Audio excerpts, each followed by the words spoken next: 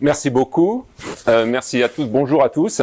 Tout d'abord, je souhaitais remercier bien entendu Didier Raoult et Jean-Marc Rollin pour cette invitation. C'est la deuxième fois que je suis invité. La première fois, c'était juste avant cette fameuse crise Covid. Et donc, ça avait été un plaisir pour moi de vous parler un petit peu des gènes de résistance en général et de leurs réservoirs. Et cette fois-ci, j'ai choisi de vous parler un petit peu de quelque chose qui est d'actualité parce que récemment, on avait l'habitude de dire qu'il n'y avait plus d'options thérapeutiques intéressantes quand on avait des bactéries gram-négatifs multirésistantes à pas mal d'antibiotiques.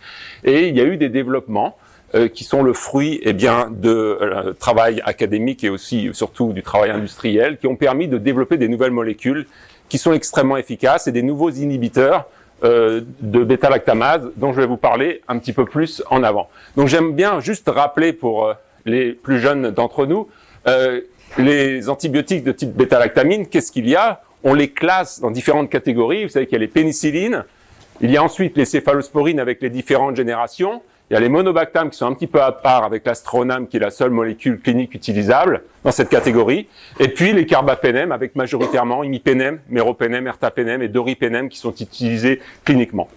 Et ça vous permet juste ensuite de comprendre que quand on a la possibilité d'utiliser des bêta-lactamines, il y a pour la bactérie immédiatement, la bactérie à gram-négatif, plusieurs possibilités de réagir et de contrer cette action des bêta-lactamines. Il y a une action qui est relativement bien connue depuis longtemps et qui existe également chez les gram-positifs, c'est de modifier les fameuses PBP ou PLP en français, protéines liant les pénicillines. Il y a possibilité également donc de diminuer la perméabilité membranaire. Donc ça, c'est un phénomène qui est relativement observé et qui n'est pas propre uniquement aux bêta-lactamines, mais qui peut donc conduire à une co-résistance à d'autres familles d'antibiotiques. Il y a les systèmes d'efflux qui existent chez toutes les bactéries, mais qui peuvent être hyperproduits. Donc une hyperproduction d'un système d'efflux, ça engendre l'exclusion vers le milieu extérieur de l'antibiotique qui était censé être efficace à l'intérieur de la cellule.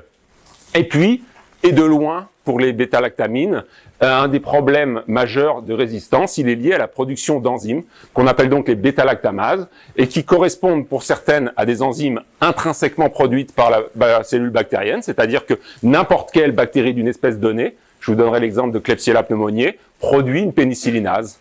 Et puis ensuite, il y a la possibilité également d'acquérir des nouvelles fonctionnalités, c'est-à-dire transfert de gènes. Un gène arrive et vient s'ajouter au patrimoine génétique de la bactérie, va coder pour une enzyme de type bêta-lactamase, donc la bactérie va pouvoir dégrader un substrat qui est donc la bêta-lactamine, alors que normalement elle ne le pouvait pas, et on parle donc d'acquisition de résistance.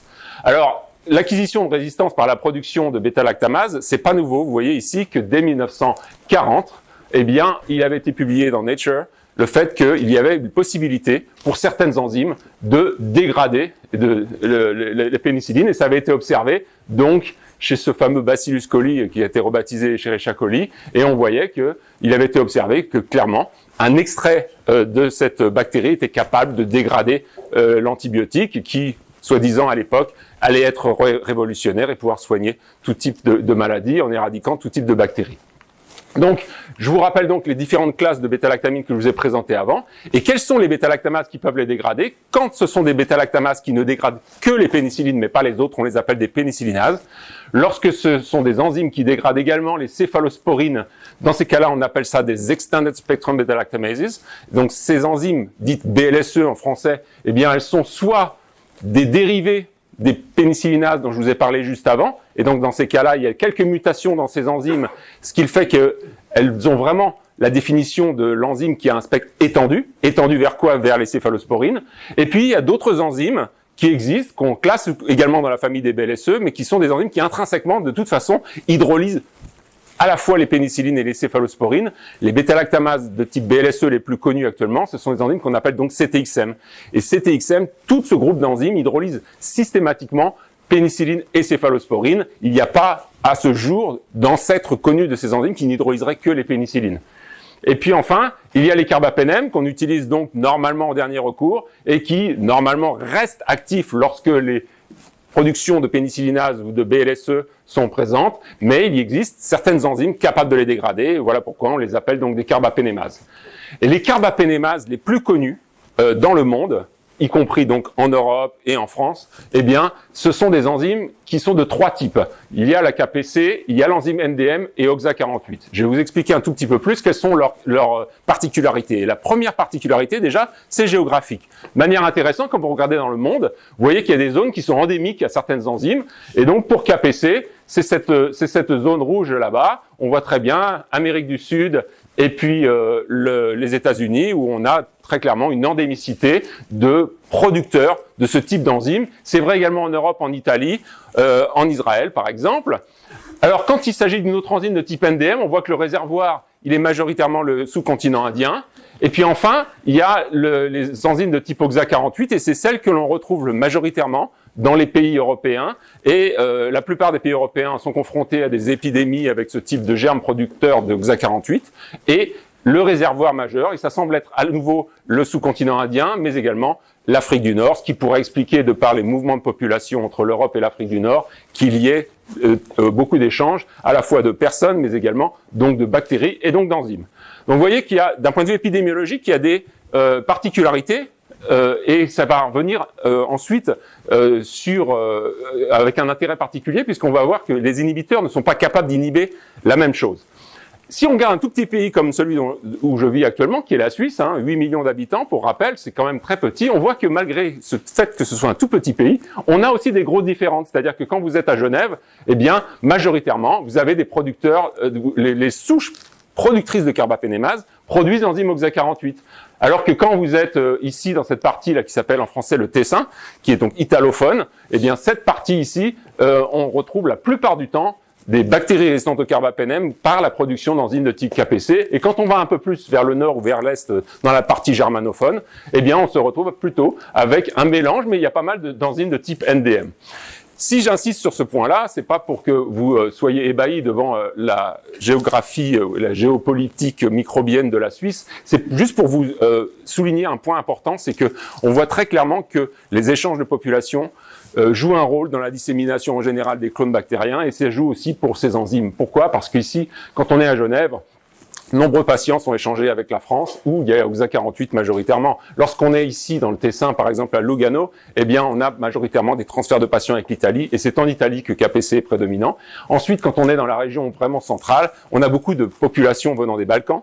Et on voit très bien que NDM dans les pays des Balkans, c'est prédominant. Donc cette notion d'épidémiologie des carbapénémases, elle est réelle ici. Et quand on regarde dans le détail, nous, ce qu'on a en Suisse, quelles sont les bactéries productrices de carbapénémases? Eh bien, ce sont majoritairement Klebsiella pneumoniae et Escherichia coli, avec donc, comme je vous le disais, OXA48 qui est de loin la plus importante. Et si on regarde un petit peu chronologiquement, on voit que année après année, nous, en tant que Centre national de référence, eh bien, on observe cet accroissement de souches qui produisent des carbapénémases, qui sont identifiées à la fois de colonisation et à la fois d'infection.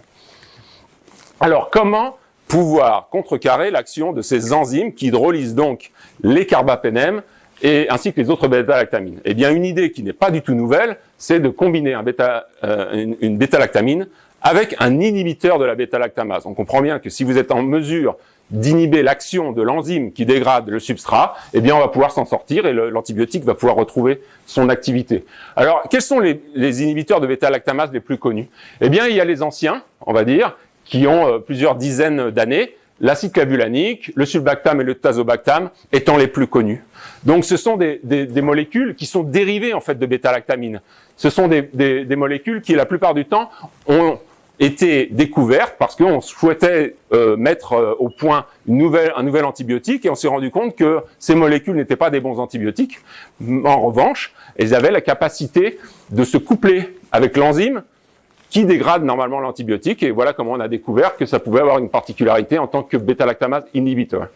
Et puis il y a une autre génération d'inhibiteurs qui est apparue relativement récemment, il y a une dizaine d'années, où on a vu par exemple l'avibactam et le rolebactam, qui sont des inhibiteurs synthétiques et qui ne sont pas dérivés de noyaux bêta-lactamine, c'est quelque chose de complètement différent. Et puis vous voyez à droite le vaborbactam qui lui est un dérivé de l'acide boronique qui lui aussi est capable d'inhiber certaines enzymes. On va en reparler. Alors, si on résume un petit peu les enzymes dont je vous ai parlé tout à l'heure, KPC qui est ici, ensuite les métallo-bêta-lactamases NDM en fait partie, qui est ici, et puis ensuite les OXA, dont OXA48 fait partie, eh bien on se rend compte que les inhibiteurs dont je vous ai parlé, ils agissent de manière différentielle. L'avibactam, par exemple, est connu comme étant un bon inhibiteur de KPC, alors que le tazobactam, le vieil inhibiteur, ainsi que l'acide clavulanique sont de très mauvais inhibiteurs de KPC. Pour les métallo-bétalactamases, à ce jour, il n'y a pas d'inhibiteur qui soit utilisable cliniquement, qui puisse interagir avec l'action de ce type d'enzyme. Et pour les classes D, là encore, on n'a pas grand-chose, sauf que on sait que pour l'avibactam, selon le type d'oxacylinase, on peut avoir une action relativement efficace. Alors, on peut résumer ça comme ça. Là encore, j'ai mis ici les 3 grands types de carbapénémases que l'on peut trouver. Donc, vous avez les enzymes de type KPC. Vous voyez que là, l'acide clavulanique et le tazobactam, ça marche un petit peu in vitro, mais cliniquement, ça ne peut pas être utilisé, ça ne donnerait pas de si bons résultats. En revanche, les nouveaux inhibiteurs que sont l'avibactam, le rolebactam et le vaborbactam fonctionnent très très bien. Et c'est pour ça qu'il y a eu donc un espèce d'espoir qui est apparu ces dernières années en voyant la commercialisation de ces inhibiteurs qui ont été couplés donc avec une bêta-lactamine, on va en reparler un petit peu après, et qui permettent d'inhiber, par exemple aux États-Unis, les efforts ont été mis là-dessus parce que l'enzyme majoritaire qui pose les problèmes en termes de résistance au carbapénème, eh bien c'est l'enzyme KPC. Donc à partir du moment où on arrive à inhiber l'enzyme KPC, on retrouve l'action conservée du carbapénème et on peut s'en sortir de cette manière-là. Pour les enzymes OXA48, vous voyez que c'est un petit peu plus compliqué puisque l'acide clavulanique et le tazobactam, on le savait, ne marchent pas du tout.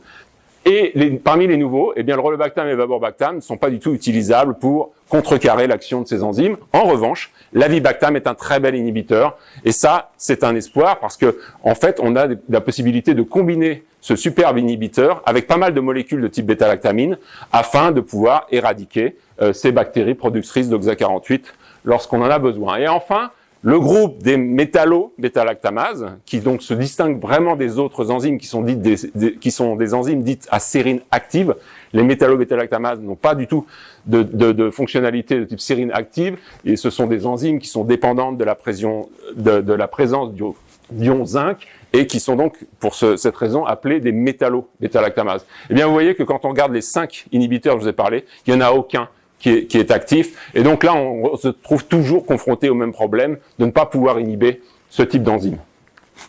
Alors, quels sont les types de combinaisons qui ont été élaborées et qui ont été développées par les industriels? Eh bien, c'est en premier lieu la ceftazidime couplée à l'avibactam. La ceftazidime, donc, c'est un substrat, un antibiotique qui est hydrolysé à la fois par les BLSE et qui est hydrolysé également par la plupart des carbapénémases. J'ai dit la plupart parce qu'il y a une exception, c'est que l'enzyme OXA48, celle qui nous pose problème, et en particulier à Marseille, je pense que c'est celle qui vous pose le plus de problèmes quand on a des entérobactéries résistantes au carbapénème, eh bien cette enzyme OXA48 ou ses dérivés n'hydrolyse pas la ceftazidime.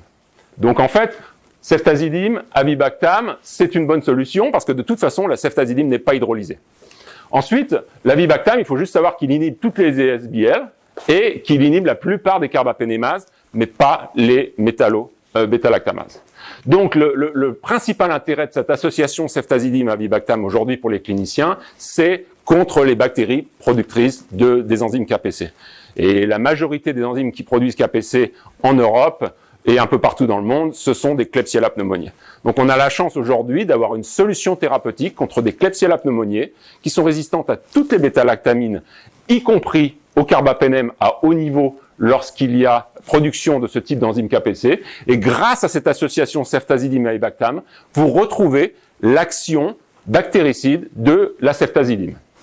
Donc, l'intérêt, il peut être également chez Pseudomonas aeruginosa. C'est quelque chose qui a été pas mal étudié ces derniers temps, parce qu'en fait, il y a pas mal de souches qui hyperproduisent. Vous savez, il y a une enzyme qu'on appelle AMP chez Pseudomonas aeruginosa, comme chez certaines entérobactéries, qui peut être de temps en temps produit à très haut niveau. Et quand ces enzymes intrinsèques à l'espèce sont produites à haut niveau, eh bien, elles dégradent les céphalosporines, et donc y compris la ceftazidime, qui est pourtant un antibiotique de choix pour le traitement des infections à Pseudomonas aeruginosa. Donc, lorsqu'on a une bactérie qui hyperproduit sa céphalosporinase, que l'on appelle AMP, on a une résistance au niveau à la ceftazidime. Et par chance, donc, cet avibactam, il inhibe très bien ces enzymes de type classe C, donc ces enzymes céphalosporinases, et qui pourront être donc traitées de cette manière-là.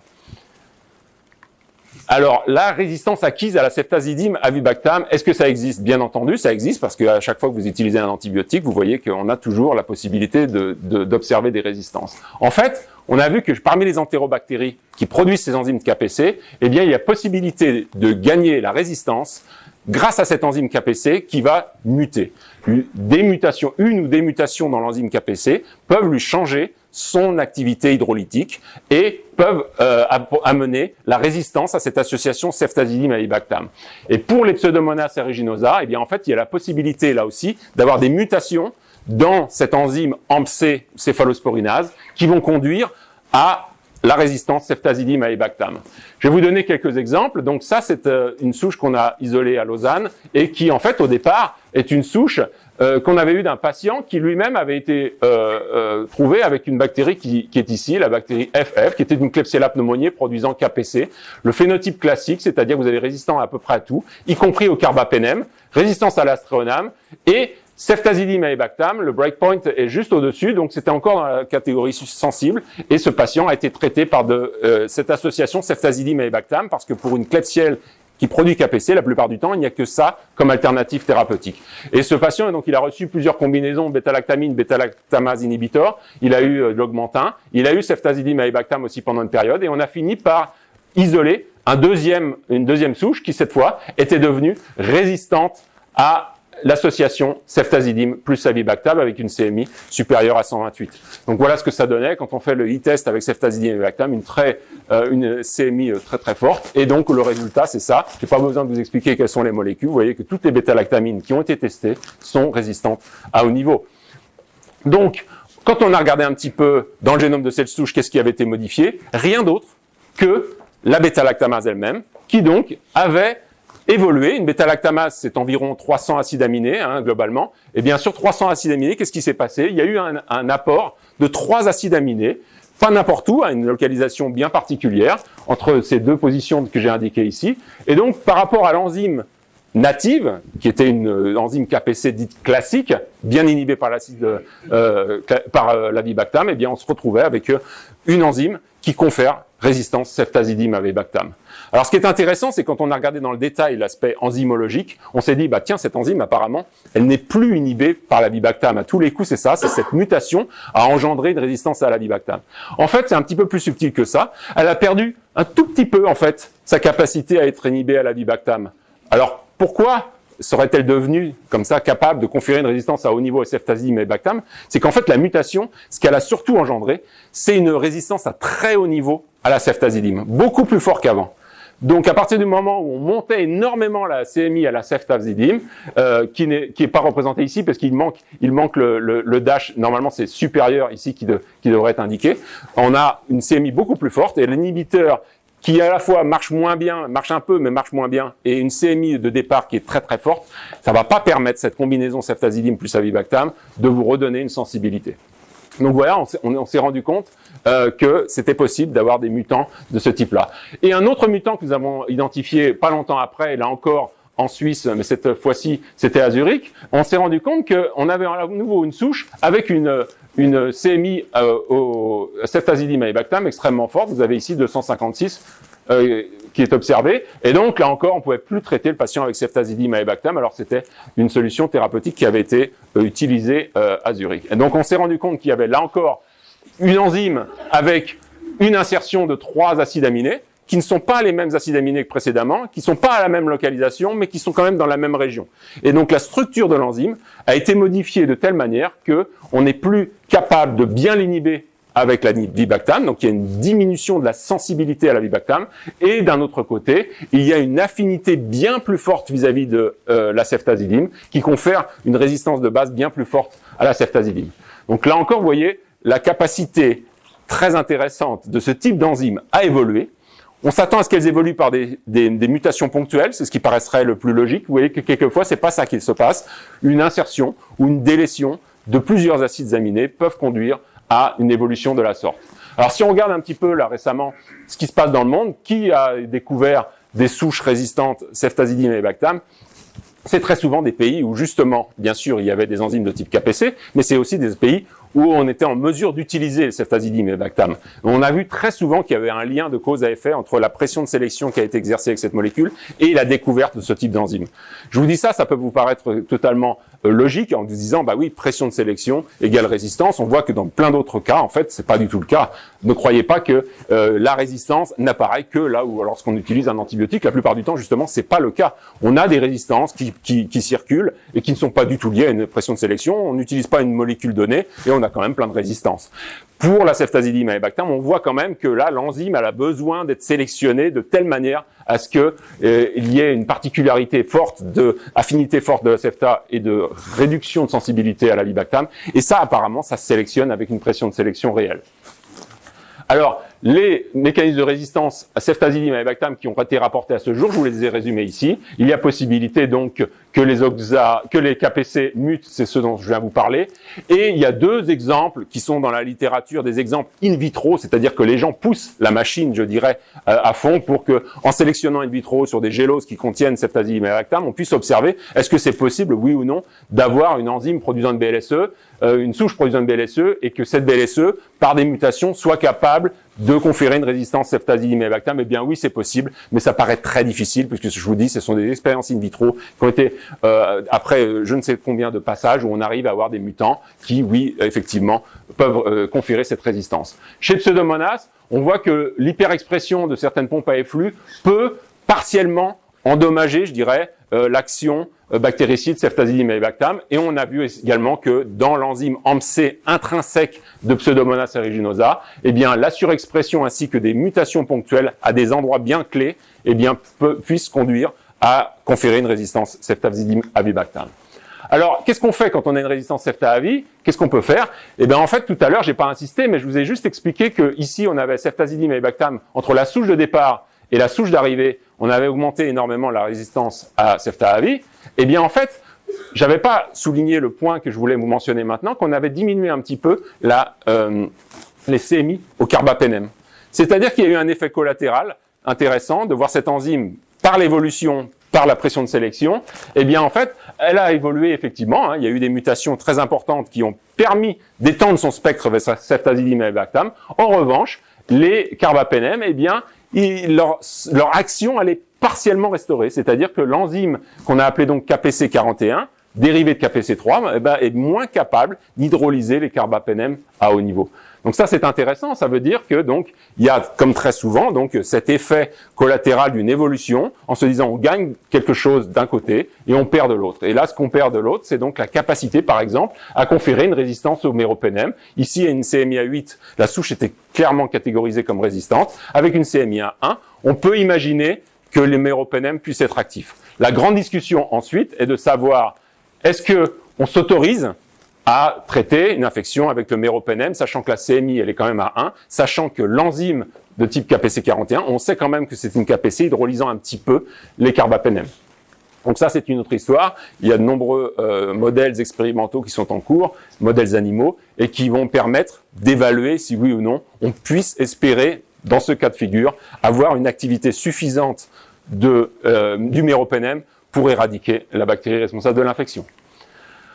Une autre combinaison qui n'est pas encore disponible, mais qui va arriver très très bientôt, c'est cette fois-ci de prendre l'astronam et de le combiner avec l'avibactam. Donc l'astronam, lui, il est hydrolysé par toutes les BLSE, il est hydrolysé par toutes les carbapénémases, que ce soit de classe A et de classe B. Il y a les classes D qui n'hydrolysent pas. Et les enzymes de classe C, ce sont ceux dont je vous parlais. Par exemple, chez Pseudomonas, ce qu'on appelle AMP, c'est une enzyme de classe C. Tout ça, toutes ces enzymes hydrolysent l'astronam. Donc là, on a très souvent un problème avec l'astronam. Dès que la souche devient un petit peu résistante à d'autres choses, elle est résistante également à l'astronam. En revanche, il n'y a pas d'hydrolyse par les métallo-bétalactamases. Donc ça, c'est très intéressant. Les métallo-bétalactamases, par exemple NDM, confèrent une résistance à haut niveau à toutes les bétalactamines, à l'exception de l'astronam. Alors ça, c'est très bien parce qu'on voit souvent des souches de Pseudomonas aeruginosa productrices d'enzymes de type VIM, par exemple. Je me souviens que l'enzyme VIM2, je l'ai décrite il y a de nombreuses années, et que l'Isola venait de Marseille, justement, de l'Institut Paoli-Calmette. Et en fait, il y avait donc cette enzyme VIM2, et on reconnaissait le Pseudomonas immédiatement. Il y avait une résistance à tout, et un très très grand diamètre autour de l'astréonam. Bon, donc l'astroname n'est pas hydrolysé, sauf que la plupart des souches qui produisent actuellement des enzymes de type VIM ou NDM, etc., donc des métallos, elles coproduisent d'autres enzymes, par exemple des BLSE, qui donc, elles, confèrent la résistance à l'astroname. Donc en fait, on a une possibilité d'utiliser l'astroname, je dirais, environ dans 25% des cas, pour les souches productrices de métallo-bêta-lactamase. Donc, l'idée d'avoir l'astroname avec la vibactam est très intéressante parce que la vibactam, là, dans ce cas-là, il va pouvoir inhiber la BLSE qui pose problème, alors que l'astroname n'est pas du tout hydrolysé par la métallo. Donc, en fait, c'est ce qui s'est passé. On a vu qu'il y a un énorme potentiel de cette association astroname-avibactam. Et donc, ce qu'on a fait, c'est qu'on a pris une collection très importante de souches d'Escherichia coli productrices de métallo-bêta-lactamase et on s'est dit quelles sont celles qui sont quand même résistantes. Parce que là, on n'a même pas encore utilisé cette association. Donc, on ne parle pas de pression de sélection. Cette association n'est pas utilisée. Et on a quand même réussi à découvrir au sein de notre centre national de référence quelques souches d'Escherichia coli qui produisent une métallo-bêta-lactamase, c'était la première condition, et qui soit résistante à l'astroname avibactam. En fait, on a pris comme CMI, même s'il n'y a pas de breakpoint pour cette nouvelle association, on a pris le breakpoint de l'astroname seul, et on s'est dit, bah voilà, quelles sont celles qui sont résistantes. Et alors, j'ai répertorié ici celles qui sont résistantes. Eh bien, vous voyez que de manière intéressante, pratiquement toutes produisent une enzyme de type NDM5. Et alors, quand on a regardé les génomes de toutes ces souches, on s'est rendu compte que toutes produisaient une autre enzyme qui s'appelle CMY, qui est une céphalosporinase de type AMP, qui, elle, est connue pour hydrolyser l'astroname. Alors, qu'est-ce qui s'est passé là? On va regarder un petit peu plus près, et on va se dire, voilà, il y a NDM, mais NDM, normalement, n'hydrolyse pas l'astroname, donc il ne doit pas y avoir de problème. Donc ça, on a confirmé qu'NDM n'hydrolysait pas l'astroname. Et ensuite, on s'est dit, bah, pourquoi ça ne marche pas bien? Pourquoi l'astroname est aussi peu actif, en fait? Parce qu'il semblerait que la vibactam soit actif. Et en fait, on s'est rendu compte qu'il y avait deux possibilités. Il y avait d'une part, eh bien, la production de ces enzymes de type CMY, comme CMY2 dans certaines souches, ou CMY42, un dérivé dans d'autres souches, et qu'en fait, ça donnait une résistance à l'astroname.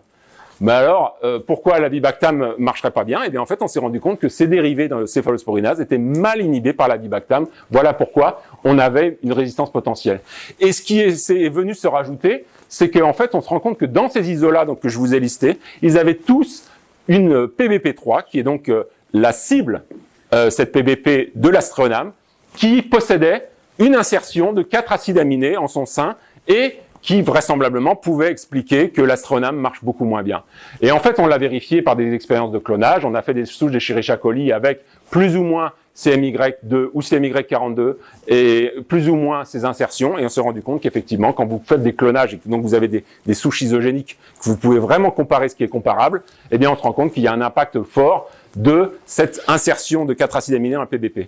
Donc là, c'est intéressant. On a mis en évidence, en fait, que circulaient des clones d'Escherichia coli qui ont un avantage qu'on n'avait pas vu, c'est-à-dire elles possèdent un avantage vis-à-vis d'astroname ou vis-à-vis d'astroname avibactam, qui est donc, comme je vous le disais, pas du tout lié à une pression de sélection particulière, puisqu'on n'a pas encore utilisé ce type d'association, mais qui a un background de souche d'Escherichia coli, et bien qui est favorable à apporter très rapidement une résistance à cette association. Donc, il y a une corrélation entre la présence de CMY et la résistance à l'astroname, ça aussi je vous l'ai dit. Et en fait, quand on commence à regarder maintenant les études récentes qu'on a fait, d'un point de vue épidémiologique, c'est que ce type de souche, il circule déjà un petit peu partout. C'est très embêtant parce qu'en fait, des Escherichia coli producteurs d'NDM5, on voit que c'est quelque chose qui est émergent un petit peu partout en Europe et dans le sous-continent indien. Et en fait, on se rend compte que ces souches, malheureusement, ne seront pas sensibles à l'association astroname-avibactam qui va arriver. Donc là, je vous ai résumé en termes de résistance à l'astroname avibactam, qu'est-ce qu'on peut espérer? Jusqu'à présent, on voit pas grand-chose pour les entérobactéries productrices de BLSE, on n'a rien vu venir pour l'instant, en dehors de ces souches productrices de métallo-bêta-lactamase, qui, elles, sembleraient être plus résistantes que les autres à cette association, paradoxalement, alors que l'astroname n'est pas hydrolysé par ces enzymes. Okay. Et puis chez Pseudomonas, il y a plusieurs possibilités, mais on sait que l'efflux peut rendre une résistance à l'astroname avibactam, et on a peu d'espoir à ce que ce soit une jolie solution clinique pour Pseudomonas. Enfin, maintenant, je voudrais vous parler d'une autre association récente qui est le céphtalozane-tazobactam. En fait, le céphtalozane, c'est une toute nouvelle céphalosporine et le tazobactam, comme vous le savez, c'est un ancien inhibiteur. En fait, le céphtalozane, il a la particularité d'être très faiblement hydrolysé par la plupart des BLSE. Il est hydrolysé par des carbapénémases, qu'elles soient de classe A ou de classe B, mais ça s'arrête à peu près là. Et ce ceftolozane, en fait, il a une très forte activité contre les Pseudomonas aeruginosa, et c'est d'ailleurs, ça fait partie des recommandations, que le ceftolozane tazobactam a un pouvoir bactéricide très intéressant vis-à-vis des souches de Pseudomonas aeruginosa. Je pense que ce qu'on a évalué récemment, c'est qu'à peu près 2/3 des souches de Pseudomonas aeruginosa multirésistantes que l'on reçoit à notre centre national de référence, eh bien, sont sensibles au ceftolozane tazobactam. Alors, ceftolozane, en fait, il a des analogies de structure avec la ceftazidime. En revanche, il a une affinité qui est bien meilleure vis-à-vis de certaines PBP. On l'estime à peu près 2 fois supérieure à la ceftazidime. Et il a une meilleure stabilité contre l'hydrolyse par des enzymes de type AMP. Alors, ce ceftolozane tazobactam, donc, il va avoir une bien meilleure activité contre les souches de Pseudomonas aeruginosa qui hyperproduisent l'arcéphalosporinase de type AMP. Parce que il va pas être affecté, ce substrat, par la perte de porine, comme peuvent l'être d'autres bêta-lactamines chez Pseudomonas aeruginosa. Il n'est pas hydrolysé par la majorité des ISBL qui peuvent circuler. Et le tazobactam, en fait, il apporte un petit quelque chose qui est, en fait, d'inactiver une ISBL quand elle est présente ou pas. Donc, il est actif contre pas mal de types d'enzymes, et en fait, il n'y a pas d'action quand il y a une souche productrice de carbapénémase, c'est juste là son talon d'Achille, c'est-à-dire que si vous avez une souche productrice de carbapénémase, très clairement, le ceftolozane ne sera pas actif. Okay, donc, il est recommandé, pas mal pour maintenant, les infections urinaires communautaires, et ça permettrait de ne pas utiliser les carbapénèmes dans certains cas. Voilà pourquoi il est intéressant. Alors, nous, on s'est amusé à regarder, donc, parmi nos souches de Pseudomonas aeruginosa, qu'est-ce qui circulait déjà avant même qu'il y ait une utilisation large. On s'est rendu compte, par exemple, de quelque chose d'intéressant, c'est qu'il y a des enzymes en France, en Suisse, qui circulent, qui sont des enzymes de BLSE de type qu'on appelle GES, qu'on avait décrites il y a quelques années, qui avaient le pouvoir d'être des BLSE classiques, hydrolysant les céphalosporines, mais pas les carbapénèmes. Et en fait, ce dérivé de GES, qui s'appelle donc GES6 ici, on a vu que on avait la possibilité chez Pseudomonas d'avoir des CMI relativement fortes au ceftolozane, et ainsi qu'au ceftolozane couplé à l'acide clavulanique ou au tazobactam. Donc on a vu clairement que certaines BLSE circulantes ont une capacité d'hydrolyser un substrat de type ceftolozane, qui est une céphalosporine, on dira de dernière génération, alors même que cette molécule n'a pas encore circulé. Donc on a la possibilité quand même pour Pseudomonas d'acquérir des gènes produisant des BLSE et conférant la résistance à la ceftolozane tazobactam.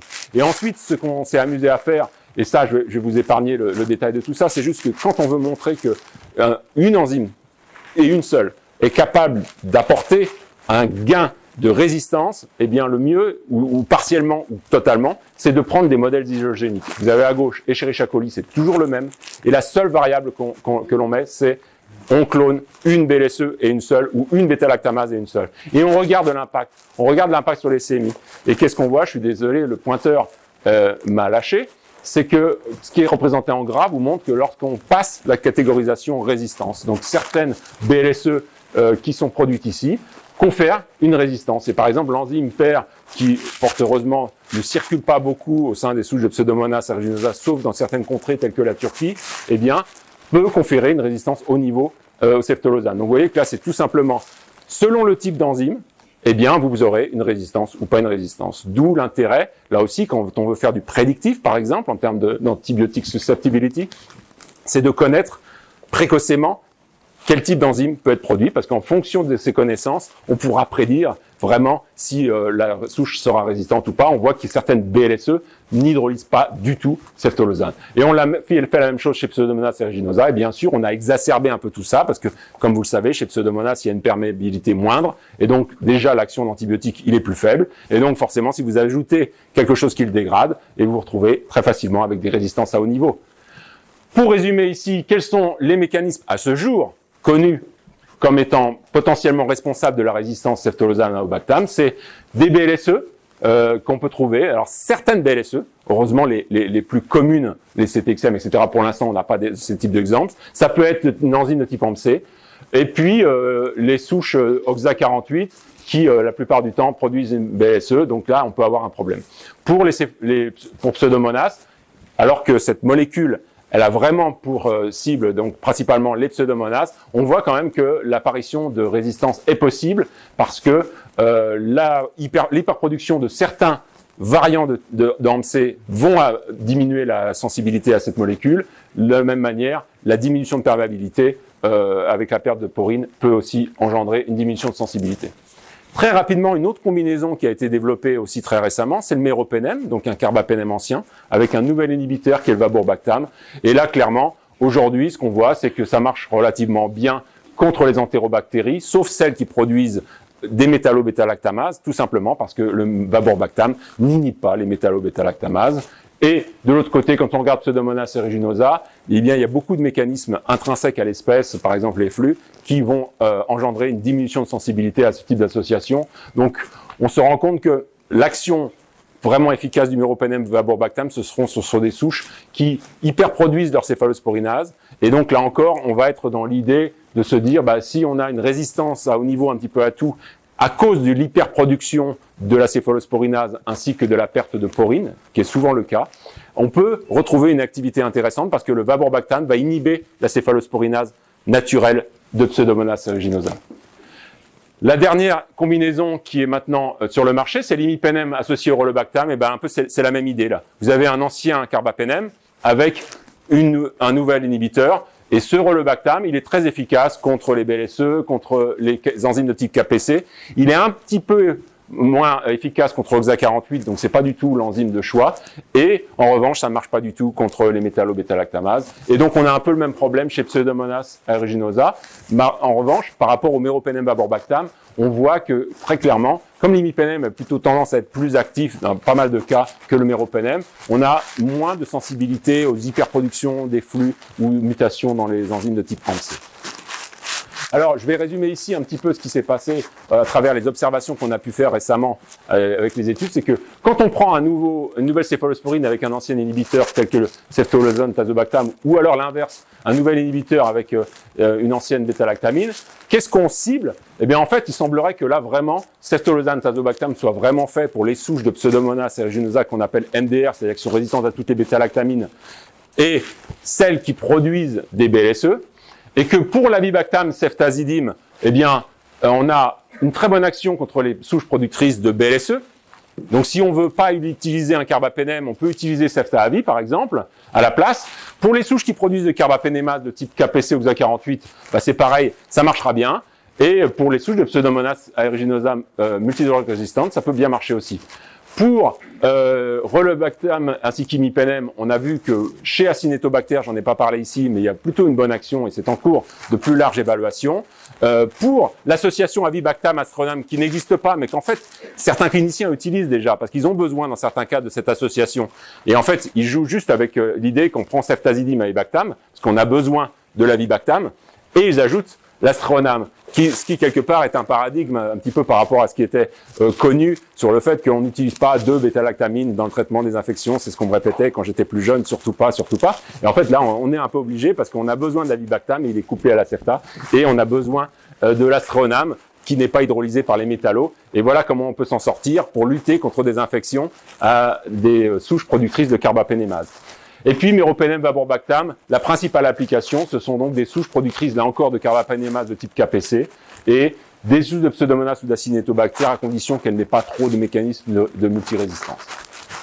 Et enfin, je souhaitais parler d'une autre molécule qui est donc le céphidérocol. Céphidérocol, c'est toute nouvelle céphalosporine qui a donc une activité relativement large et qui est donc active contre la plupart des grammes négatifs et y compris les souches multirésistantes, et c'est pour ça qu'on l'aime, comme dirait l'autre. Et donc, c'est pour ça qu'on l'a actuellement en cours d'évaluation dans pas mal d'études et qu'on veut tout de suite comprendre quels sont les champs d'application réels et quelles sont les limites de cette molécule. On voit qu'il y aura des limites, on voit qu'il y a un mécanisme de résistance, mais on voit en revanche que cette molécule, elle a vraiment cette particularité. Alors, elle a une particularité, c'est que c'est une céphalosporine qui, en fait, a été bindée, couplée avec un sidérophore, et donc vous avez la possibilité pour la molécule, en captant les ions fer, d'avoir la possibilité de pénétrer à l'intérieur de la cellule et ce qu'on appelle le cheval de Troie, c'est-à-dire que voilà, en même temps que le sidérophore il fait son boulot, la molécule va rentrer et puis le relargage des ions fer à l'intérieur, et à ce moment-là, la molécule bêta-lactamine redevient active, et on a la possibilité donc d'échapper à certains problèmes, quelquefois d'imperméabilité, qui peuvent engendrer d'habitude une résistance pour d'autres céphalosporines. Alors, qu'est-ce qu'on a regardé là à nouveau? On a vu que chez Acinetto, ça marchait très bien. Donc chez Acinetto, ce qu'on a voulu évaluer, c'est quelles sont les souches qui sont à nouveau résistantes, parmi toutes les collections de multi-résistantes. Et en fait, on s'est rendu compte que celles qui étaient résistantes, elles avaient toute une particularité. Soit elles produisaient une métallo-bêta-lactamase de type NDM, soit elles produisaient ce déterminant oxamin 3, qui pourtant est le plus prévalent un peu partout dans le monde et responsable de la résistance au carbapénème, mais pas oxamin 3 seul. Toutes nos souches d'Acinetto productrices d'oxamin 3 seul étaient bien sensibles au céphidérocol, parce qu'il avait été montré au préalable que l'oxamin 3 n'hydrolysait pas le céphidérocol. En revanche, on s'est rendu compte que ces enzymes coproduisaient une autre enzyme, qui est une BLSE, là aussi de type PER. Et quand on a les deux ensemble, eh bien on se retrouve avec une CMI au céphidérocol qui est quand même assez élevée. Donc, on a repris tout ça et on a voulu regarder chez Acinetobacter baumannii qui est en bas. On prend une souche, cette fois-ci isogénique. Toutes celles qui sont en haut, ce sont des souches cliniques, donc qui diffèrent l'une à l'autre. Alors, on a du mal à comparer parce qu'on peut se dire que peut-être qu'il y a un mécanisme autre. Celle du bas, c'est la même souche dans laquelle vous mettez l'enzyme PER pour voir quel est son effet, l'enzyme NDM pour voir son effet, etc., etc. Et on se rend bien compte de ce qu'on avait observé au-dessus dans les souches cliniques, c'est-à-dire l'implication de l'enzyme NDM ou de l'enzyme PER est substantielle. Donc, elle ne permet pas de conférer à elle seule une résistance haut niveau à cette molécule, mais on comprend bien que dans une souche clinique, la plupart du temps, il y a plusieurs variables qui peuvent jouer et qu'il peut y avoir la production de l'enzyme ainsi que des problèmes d'imperméabilité ou des flux. Donc, on a vérifié tout ça en faisant ensuite des activités hydrolytiques. On s'est rendu compte que ces enzymes, très spécifiquement, eh bien, on a comme contrôle le fait qu'elles hydrolysent très bien la benzylpénicilline et on regarde un petit peu quelle est leur capacité à hydrolyser ce substrat qu'est le céphidérocol et on voit bien que l'enzyme PER, ça confirme tout à fait ce qu'on a observé dans les bactéries. Elle hydrolyse et l'enzyme NDM, c'est la même chose. Donc en fait, il n'y a pas d'hydrolyse du tout pour des enzymes telles que CTXM15 et de manière intéressante, si on prend une enzyme telle que VIM2, c'est une métallo-bêta-lactamase qui normalement dégrade toutes les bêta-lactamines à l'exception d'Astronam, eh bien on n'a pas d'hydrolyse de céphidérocol. Donc le take-home message là, c'est pas de dire ok, à nouveau on a le problème parce que quand on a une métallo-bêta-lactamase, on n'a plus d'action de cette nouvelle molécule, c'est pas vrai. On a une action pour la plupart des souches productrices des différents types d'enzymes à large spectre. En revanche, il est vrai que pour NDM, on a une réduction de l'action partielle. Et quant à l'enzyme PER, qui est une BLSE, là, il y a un vrai mécanisme de résistance ici. Cependant, donc la conclusion de ça, c'est de dire que voilà, il y a très peu d'enzymes a priori capables de dégrader ce type de substrat. Et donc ça, c'est une bonne nouvelle parce que le céphidérocol semble être une molécule qui va apporter de très intéressantes solutions. Et l'idée qu'on a eue, c'est tout simplement ici de rajouter une colonne et se dire on va déterminer la sensibilité au céphidérocol associé à l'avibactam.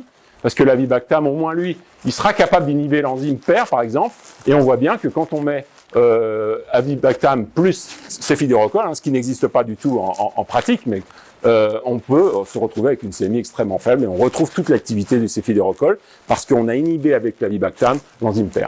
On n'a pas testé pour NDM parce qu'on sait que là, l'avibactam ne marche pas du tout contre les métallo-bêta-lactamases, donc c'est pas la peine. Mais on se retrouve avec des CMI très très faibles. Alors, on s'amuse toujours à jouer justement avec ce type de différentes combinaisons et on s'est dit, on va regarder un petit peu chez Chacoli et Pseudomonas aeruginosa, après Acinetto, quelles peuvent être l'implication de ces enzymes. Eh bien, en fait, comme je vous l'ai dit, il y a une hydrolyse qui peut être quelquefois faible, mais quand même qui existe du céphidérocol. Eh bien, on fait nos clonages. Et là encore, je vous ai donné un tableau avec plein de chiffres. Le seul intérêt à regarder ici, c'est cette colonne ici, qui vous dit que ceftotazo, dans plein de cas, pour ce type de souches isogéniques qui produisent des enzymes qui sont chacune distinctes, eh bien, on a une résistance.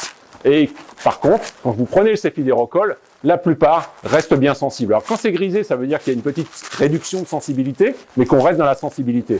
Il n'y a que lorsque c'est en gras qu'on est vraiment tombé du côté de la résistance. C'est comme ça qu'il faut lire le tableau. Mais vous voyez que globalement, à part ces quelques enzymes capables de conférer une résistance à elles seules, dans la plupart du cas, on a soit une full sensibilité, soit juste une diminution de sensibilité.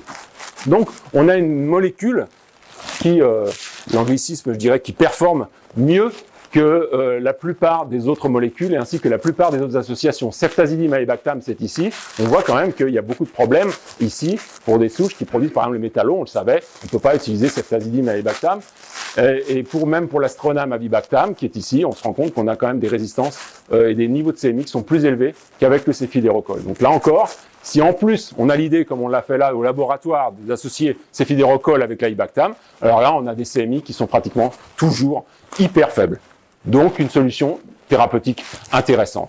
Chez Pseudomonas aeruginosa, le même message que tout à l'heure, on exacerbe un petit peu les niveaux de résistance, on se retrouve avec des CMI plus forts. Cependant, on se rend compte que avec donc le cefidérocol, on a de très bonnes actions contre des souches productrices de BLSE. Là où que ça commence à coincer, c'est quand il y a justement certaines BLSE, par exemple l'enzyme PER, ou alors certaines métallos de type NDM. Là, chez Pseudomonas, ça ne me permet pas de trouver une catégorisation sensible. On est vraiment limite avec le breakpoint qui est à 4.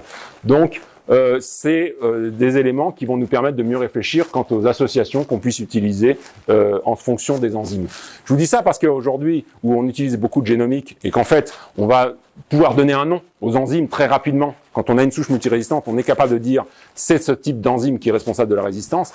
Tout ça prend son sens parce que on va pouvoir maintenant, en fonction de ces inhibiteurs, vous l'avez compris, qui ont des actions ciblées contre certaines enzymes et pas contre d'autres, on va pas pouvoir donner le message global. S'il y a une BLSE produite, j'utilise cet inhibiteur. Si j'ai une carbapénémase, je donne cet inhibiteur. Parce qu'on voit bien que ça va être en fonction de la BLSE où il va y avoir une action de tel ou tel inhibiteur différentiel.